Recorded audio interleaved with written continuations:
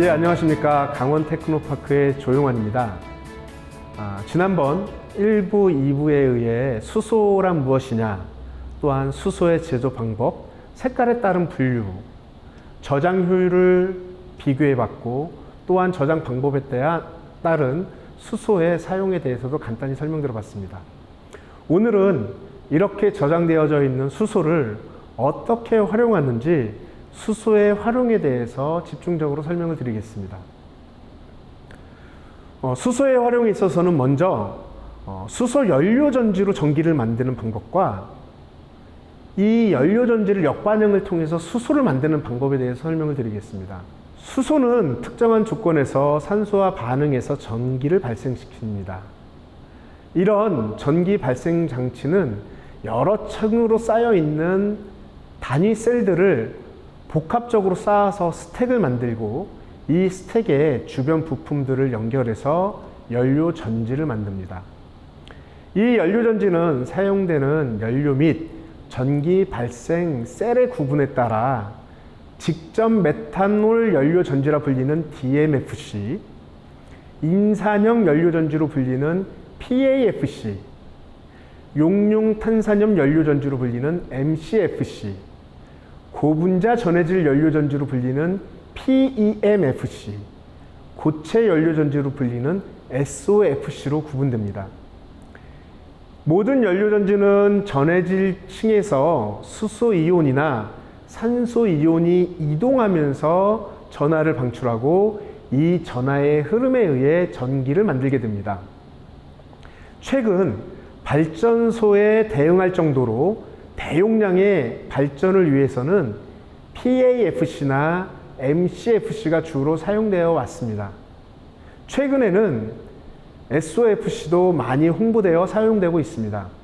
또한 넥소를 기반으로 하고 있는 모빌리티용 연료전지는 PEMFC와 일부 소형 모빌리티의 DMFC가 사용되고 있습니다.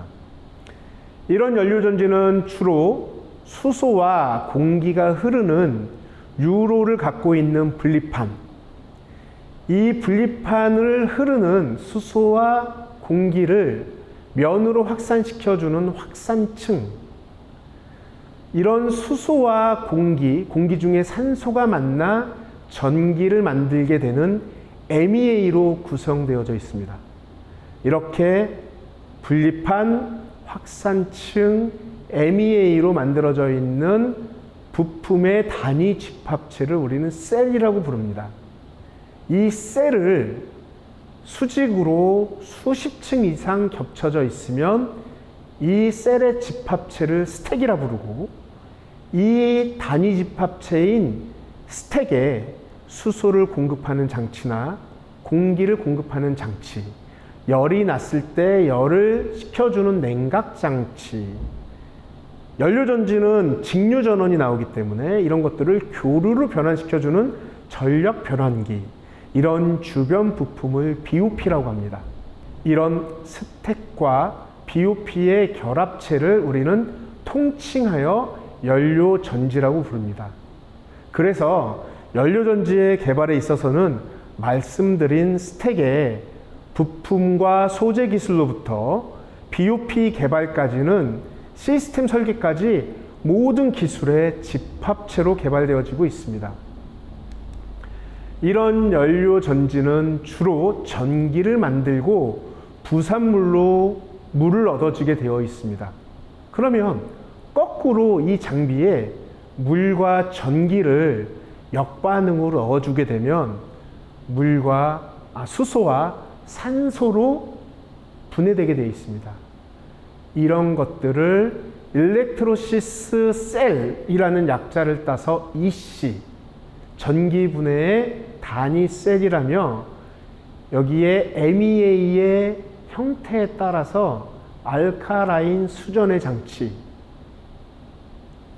PEMFC를 역반응으로 하고 있는 PEMEC, SOFC를 역반응하는 SOEC로 물을 전기 분해하고 있습니다. 과거 알카라인 수전의 방식이 전통적으로 가장 많이 사용되어져 왔고요. PEMEC와 SOEC도 많이 개발되고 있는 상황입니다. 그러면 발전용 연료전지가 아니라 모빌리티용 연료전지로 하면 가장 많이 활용되고 있는 것이 자동차입니다. 그럼 상식적으로 우리가 전기 자동차와 수소 자동차에 구분하는 방법에 대해서 간단히 설명드리겠습니다. 전기 자동차는 1832년 전기 마차를 개발하면서 시작이 되었습니다. 그러다가 1996년에 GM에서 전기 자동차인 EV1을 상업화함으로써 2008년 테슬라의 전기 자동차 출시를 시작으로 자동차 산업의 한 축으로 성장하고 있습니다. 이에 비해 수소 전기 자동차 역시 1960년대 미국 GM에서 수소 연료전지를 이용한 밴을 만들기 시작해서 본격적인 상업용 자동차는 2000년에 현대자동차에서 산타페 모델을 연료전지를 넣어서 수소 자동차 모델로 개발을 시작하였습니다. 이렇게 만들어진 수소 연료전지 자동차는 2013년 투싼 iX 모델을 양산함으로써 세계 최초로 현대자동차가 양산용 수소 차량을 출시하게 되었습니다. 하지만 이때만 해도 수소 자동차에 비해 수소 충전소의 인프라가 매우 부족하였기 때문에 대중화될 수는 없었습니다. 이런 수소 자동차는 2018년 평창 동계올림픽에 넥소와 수소 버스가 실증 운영을 통해 본격적인 상업성을 띠는 수소 전기 자동차 보급이 가능하게 되었습니다. 그러면 전기 자동차와 수소 자동차의 차이가 무엇이냐? 같은 점은 둘 다 전기 자동차라는 것입니다. 엔진이 없고 모터를 전기 에너지로 구동시켜 움직이는 것입니다. 다른 점은 전기를 어떻게 보관하느냐입니다. 전기 자동차는 주로 대용량 배터리를 이용해서 전기를 충전하였다가 자동차가 움직일 때 충전된 전기를 뽑아서 차량을 운행시키고 있습니다. 이에 비해 수소 자동차는 연료전지라는 발전 시스템을 차량에 장입하고 있습니다. 그래서 이 발전기를 돌리려면 연료가 필요하고 그 연료를 수소 탱크 안에 보관합니다. 즉 전기 자동차는 배터리와 모터만으로 차량을 가동시킬 수 있지만 수소 자동차는 수소 탱크에서 수소를 연료전지로 보내고 이 연료전지가 전기를 만들어 모터를 구동하는 방식으로 되어져 있습니다. 전기 자동차는 비교적 단순한 구조로 되어져 있고 전기의 보급도 어렵지 않아서 전기 자동차는 배터리 기반으로 자동차가 현재 많이 보급되어 있습니다. 하지만 전기 자동차의 한계는 배터리입니다. 배터리를 충전할 때 들어가는 시간적 제약이 있고 배터리를 무한정 차량에 실을 수 없기 때문에 배터리 무게에 따른 차량의 대형화에 어려움이 있습니다. 따라서 전기 자동차는 동일한 배터리 부피에 더 많은 전기 에너지를 저장하려는 배터리 저장 기술 기반으로 대형화의 기술의 개발이 집중되고 있습니다. 이에 비해 수소 전기 자동차는 고압의 수소를 공급하는 수소 충전소 인프라에 문제가 있습니다. 수소 전기 자동차는 고압의 수소 외에도 액체 수소로 수소를 저장하여 연료 저장량을 높이기 위한 개발도 진행되고 있습니다. 그래서 현재 세계적인 추세를 보면 승용차나 주행거리가 짧은 버스 기반의 차량은 전기 자동차로, 트럭이나 원거리 운행용 버스와 같은 대형 상용차는 수소 전기 자동차로 개발이 진행되고 있습니다. 배터리 전기 자동차와 수소 전기 자동차는 사용되는 차량의 목적에 따라 그 시장이 분리되어 성장할 것으로 예상하고 있습니다. 최근에는 수소 연료전지 외에 수소를 직접 연소시켜 움직이는 수소 내연 기관도 대부분의 자동차 회사에서 개발을 진행하고 있습니다. 이런 자동차가 전기 자동차나 수소 자동차로 변환되는 것은 자동차 산업에는 큰 위험 요소가 됩니다. 일본 자동차 부품 공업협회 발표 자료에 따르면 내연기관 자동차 한 대를 만드는 데는 3만 개 이상의 부품이 사용되고 있습니다. 이에 비해 전기차는 19,000개, 수소차는 약 24,000개, 최근에는 전기차는 7,000개까지 부품을 줄이려고 하고 있습니다. 이렇게 되면 많은 부품을 사용하는 자동차의 산업 생태계가 크게 위협받기 때문에 수소 내연기관의 개발은 현재 구성되어져 있는 자동차 생태계를 그대로 유지할 수 있는 산업 생태계 유지하는 방법으로 각 자동차 회사마다 수소 내연기관을 최근에 많이 개발하고 있는 실정입니다. 수소는 이렇게 자동차뿐만 아니라 다른 기타 모빌리티에도 활용할 수 있습니다. 최근 친환경 자동차 보급과 더불어 이산화탄소 배출 규제에 의해서 전기 자동차와 수소 자동차가 많이 보급되고 있듯이 수소를 이용한 모빌리티도 다변화되고 있습니다. 미래형 이동수단으로 각광받고 있는 개인용 비행체로 불리는 PAV. 이런 PAV의 비행 인프라, 서비스, 유지보수 산업을 총괄하여 포함한 도시 항공 모빌리티로 불리는 UAM 산업이 수소를 기반으로 크게 개발되고 있는 산업들입니다. UAM 산업은 전 세계 대형 항공 산업체는 모두 기업의 사활을 걸고 개발하고 있으며 국내에서도 대한항공, 현대자동차 등이 수소 연료전지와 배터리를 기반으로 개발에 박차를 가하고 있습니다. 또한 해양 선박에도 국제해사기구인 IMO에서 내년부터 선박의 연비 등급제를 시행하여 선박의 이산화탄소 배출량이 일정 기준치를 넘어가면 시장에서 퇴출하기로 결정하였습니다. 이 IMO는 2008년 기준 대비 2050년까지 이산화탄소 배출 기준을 50%까지 낮추기로 결정하였고, 이에 선박 제조사들은 암모니아나 수소 에너지를 이용한 선박 추진 기술을 열심히 개발하고 있습니다. 선박은 출력이 매우 큰 동력이 필요하므로 대형 연료전지나 수소 및 암모니아를 이용한 내연기관의 연료로 사용하기 위해 개발을 진행하고 있습니다. 이런 선박에는 대형 연료 보관 및 공급 시설이 필요하게 되므로 수소의 경우는 액화수소나 암모니아로 저장하여 기화하여 활용하려고 준비하고 있으며, 암모니아는 크래킹을 통해 수소를 공급할 계획을 갖고 있습니다. 최근 작년부터 중소기업 벤처 산업부를 통해서 규제자유 특구 사업을 울산에서 진행하고 있는데 350기압짜리 수소 저장 탱크를 이용해서 수소 연료 전지용 선박이 실증을 하고 있습니다. 강원도도 작년부터 600리터급 액화수소 탱크를 이용한 액화수소 기화 방식의 어선에 활용할 수 있는 소형 수소 연료전지 선박에 대한 실증을 준비하고 있습니다. 열차에도 수소가 활용되고 있습니다. 우리나라의 고속열차인 KTX의 기술을 이전한 프랑스의 알스툼사는 독일의 고압 기체 수소 기반의 수소 연료전지 열차를 개발하여 상업 운전하고 있습니다.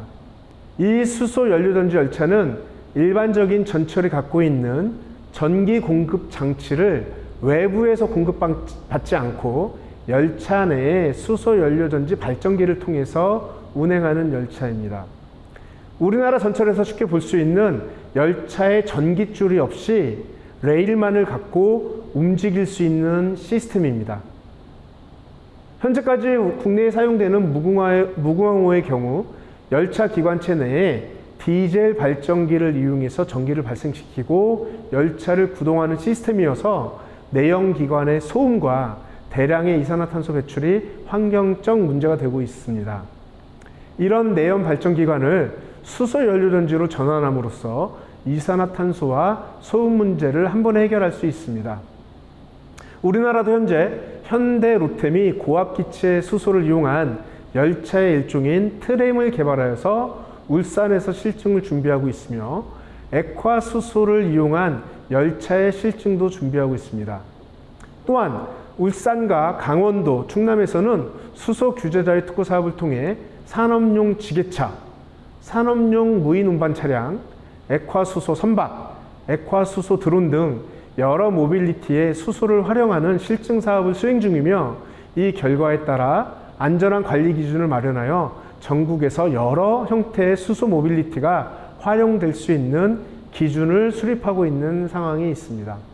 이러면 이렇게 여러 가지 수소 모빌리티나 수소를 활용함에 있어서 어떤 안전 방침이 있는지 설명드릴 수 있도록 하겠습니다.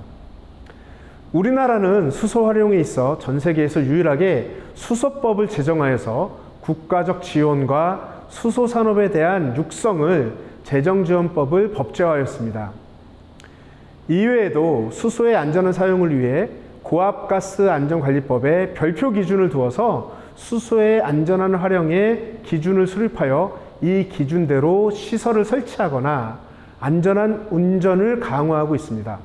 우리나라는 수소에 대해서 가스안전공사의 별도 시설 및 안전관리 기준에 따라 시설을 설치하게 하며 이 시설의 설치 및 안전관리 기준은 수많은 부품 단위의 등록된 인증품만을 사용하게 강제하고 있고 혹시 발생할 수 있는 사고에 대비한 폭발 반경까지 고려하여 시설을 배치하는 기준을 마련하고 있습니다.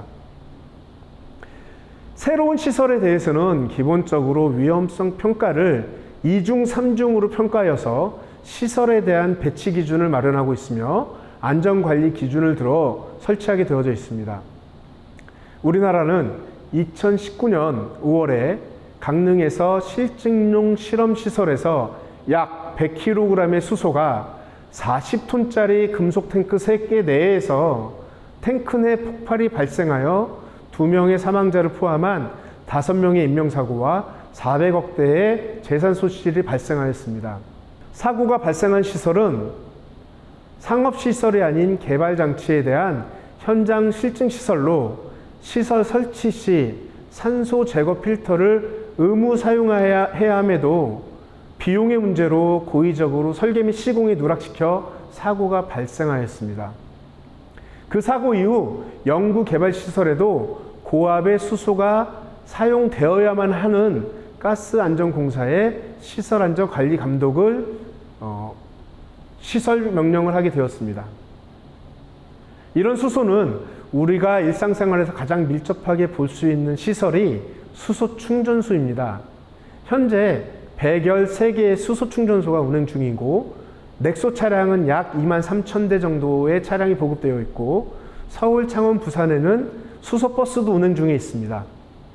이런 수소 충전소의 경우 가스안전공사는 설치 기준을 코드화하여 수소 충전소를 안전기준에 맞춰 설치하고 있습니다.